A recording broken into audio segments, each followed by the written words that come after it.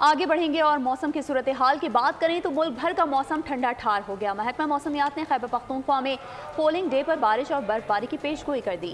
गिलगित बल्तिस्तान और शुमाली बलूचिस्तान में भी बास मकामात पर बादल बरसेंगे। कराची के मुख्तलिफ इलाकों में सुबह हल्की बारिश से मौसम खुशगवार हो गया।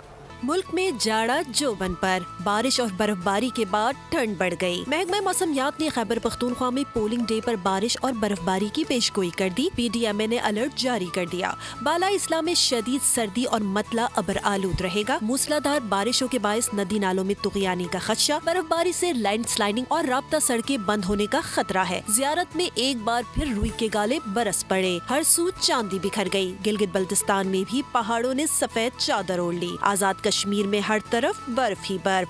ठंडी हवाओं के साथ सूरज की चमकती किरणें जमीन पर पड़ने लगी। कराची में सुबह हल्की बारिश से मौसम खुशगवार हो गया। पंजाब के बेशतर इजला में मौसम सर्द और खुश्क रहेगा।